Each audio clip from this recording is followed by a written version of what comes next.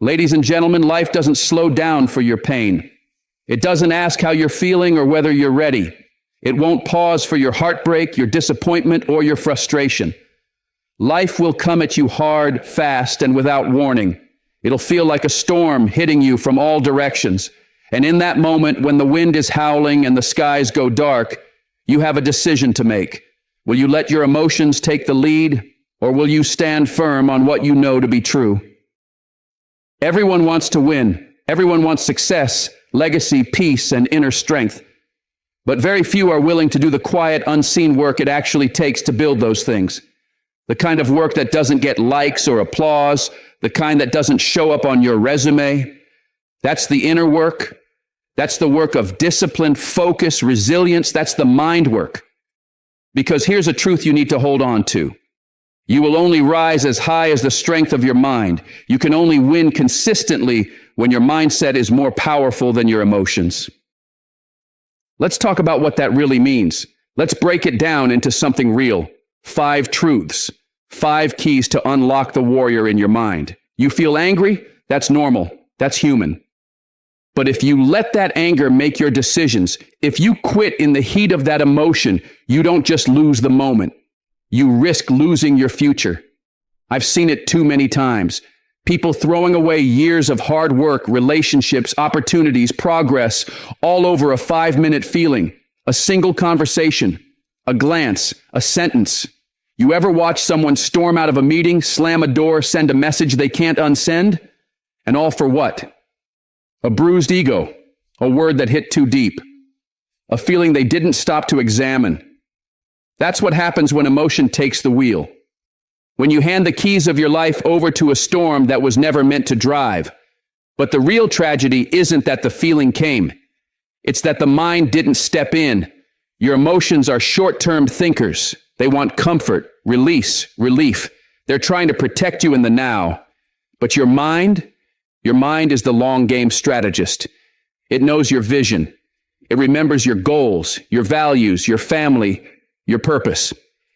And that's the difference between reaction and response. Reaction is what emotion does. Response is what discipline does. And that difference right there can shape the entire trajectory of your life. Let me tell you about a woman I met named Nadia, young sister from Chicago, sharp, driven, the kind of person who goes the extra mile without being asked. She worked her way up from intern to lead engineer. First one in, last one out, always showing up for others. Then the promotion list comes out. Her name's not there, not even a mention. And in that moment, her heart sank. She felt invisible. Like all the sacrifices, all the extra hours meant nothing. She told me she sat in her car and cried. Not just a few tears, not just for a few minutes, but for 2 full hours. She was humiliated, confused, angry. Her hands were shaking, and the first thought that hit her mind was, I'm done. I gave everything, and they still didn't see me. Right there, she stood at a crossroads. She could have let that emotion dictate her next move. She could have let her heartbreak write her resignation. But she didn't. She allowed herself to feel it fully. She honored the pain, but she didn't let it lead. That same night, instead of quitting, she opened her laptop and started researching leadership training. Started reflecting on what skills she could still grow, what blind spots she hadn't seen. Less than a week later, she invested in an executive development course, her own money, no guarantees, just a decision to take back the wheel. 6 months later, she led one of the company's biggest launches. A year after that, she became a vice president. Same company, same building, just a different mindset. That is what separates the emotional from the intentional, the reactive from the resilient. And if you want to reach your next level, that's the kind of strength you'll need to build, not the kind you shout about, the kind that shows up when the storm does, the kind that keeps your hands steady when the world tries to shake you. Because you will feel things deeply, but you don't have to live your life based on what you feel in a moment. You can lead it based on what you know to be true. That's how you win. That's how you grow. That's how you build a legacy that no emotion can tear down. The only difference was that this time, Her mind was in control. That's what changed everything. People get it twisted and start believing that strength means not feeling anything, that power comes from being numb. But that's not true. Real strength is when you feel it all, the heartbreak, the anger, the confusion, and still choose wisdom, still choose direction, still choose the mission. Because the mission doesn't pause just because your emotions are flaring up. Life doesn't stop moving so you can process your pain. Opportunities don't freeze while you gather yourself. Doors are opening and closing while you sit inside your emotions. I'm not telling you not to feel. Feelings are part of being human. But don't let those feelings take the driver's seat. Don't let a passing emotion take control of a permanent decision. I once watched a young man, a high school senior, incredibly gifted, with a full scholarship waiting for him at one of the top universities in the country. He had everything laid out in front of him. One argument with his coach, one moment of pride, and he walked off the team. Not because he didn't have talent, not because he wasn't meant for greatness, but because in that moment, his pride spoke louder than his purpose. Years later, I asked him if he regretted that decision. He didn't say a word, just lowered his eyes. That silence was louder than any answer. Decisions made in emotional storms are almost always made in error. It's like trying to build a house while the ground is shaking. You can't do it. You wait. You let the shaking pass, let the foundation settle, and then you build. Life works the same way. If you try to build decisions while your emotions are unstable, you'll end up with something fragile, something that can't last. You need to let the ground of your mind settle before you choose your next move. And this has nothing to do with being cold. It has everything to do with being clear, with knowing that one impulsive act can cost you more than you're ready to lose. Think about the text you send in anger, the job you quit out of pride, the person you cut off in a storm of fear, the relationship you torch because your feelings caught fire. And when the smoke clears, when the adrenaline fades, you're left staring at the ashes, wishing you could undo what's already done. That's the price of acting from emotion. So the next time that surge hits you, pause, breathe, think. Ask yourself one question.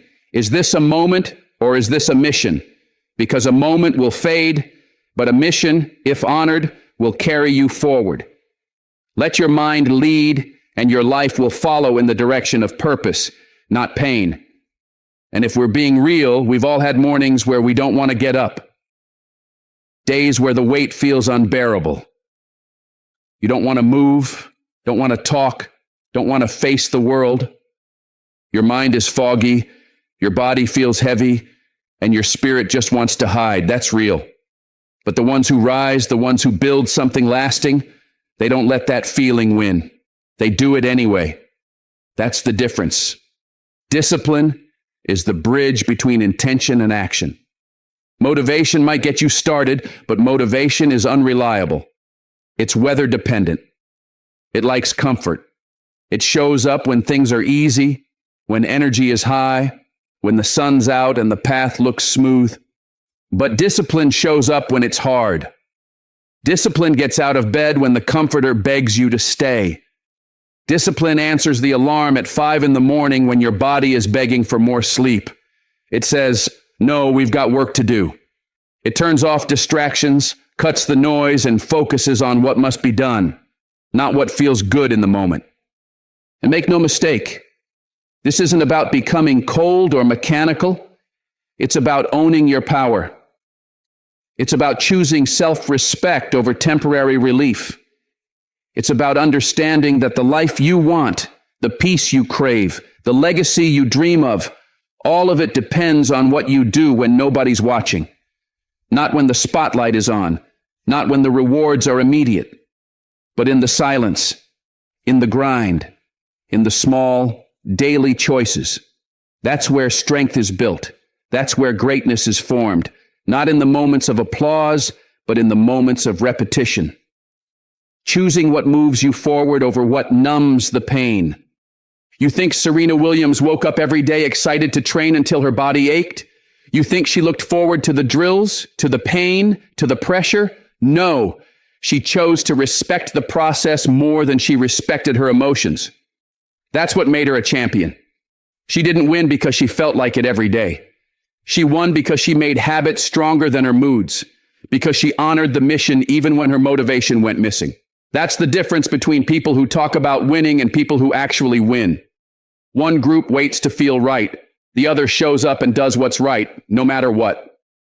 I once knew a young man, bright as the morning, full of ideas and fire, told me he wanted to be a writer.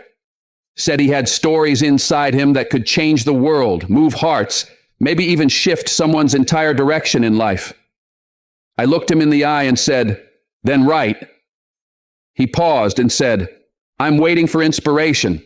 I told him straight, "You'll be waiting a long time. Inspiration is unreliable. It might visit once a week, maybe once a month. But discipline is outside your door every morning at 6 o'clock, knocking, ready to go. And if you start opening that door, if you welcome discipline into your life, you'll notice inspiration starts showing up a whole lot more often. That's the truth people don't want to hear, because we've built a world that worships ease. We chase what feels good. We're taught to follow our feelings, to move only when it feels right. But let me tell you, feelings lie. Discipline doesn't. Emotions will trick you into believing you're stuck when all you need to do is take one more step. Emotions will try to convince you to quit halfway through the climb, even though the summit is right around the bend. Discipline whispers, "Keep moving. We're not done yet." And here's the thing about discipline. It's not some rare gift reserved for a few.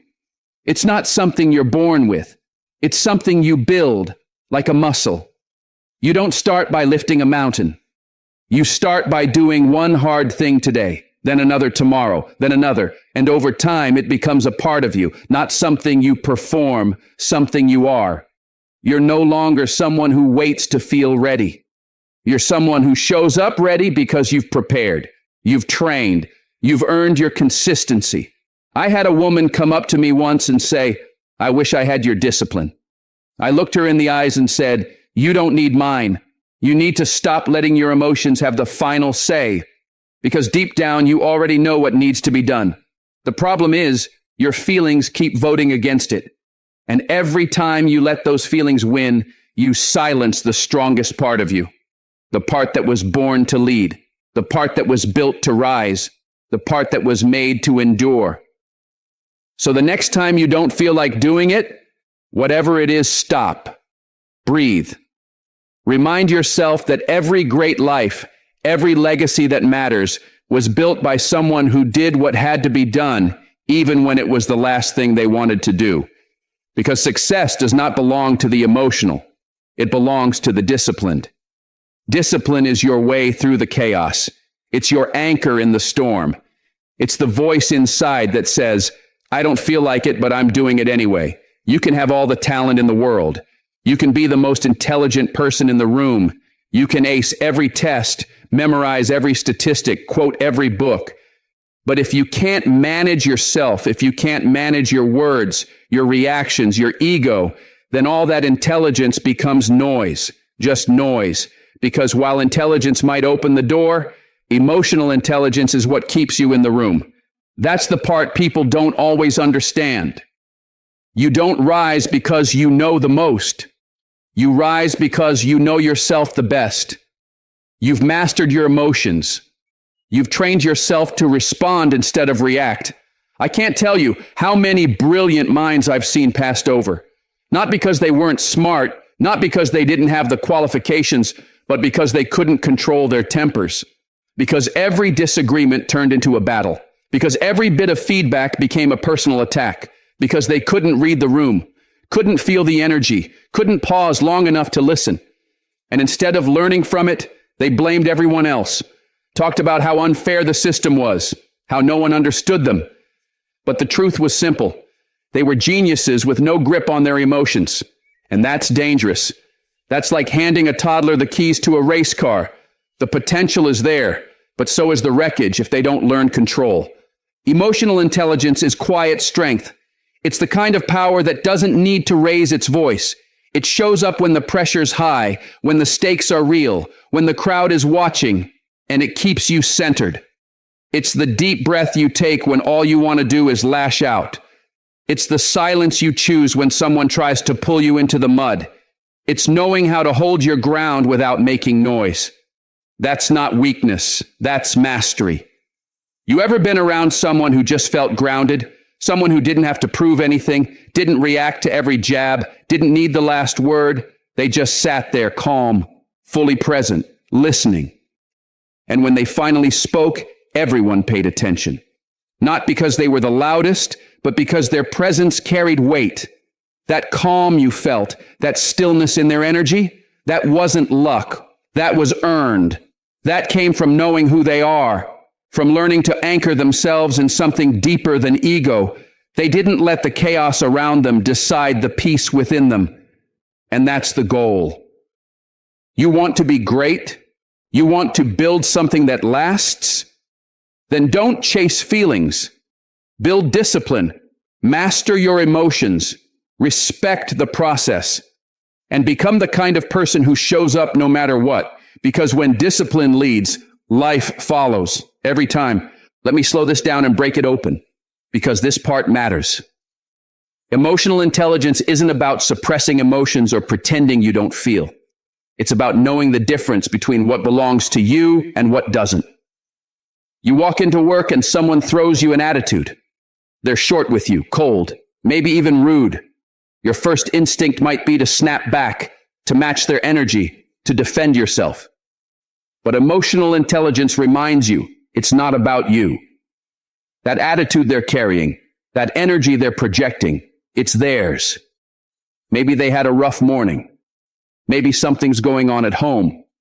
Maybe they're just not in a place where they've learned to manage themselves yet. Your responsibility isn't to absorb their chaos. It's to protect your peace. And when you really get that, when you stop being a sponge for other people's moods, that's when your life begins to level.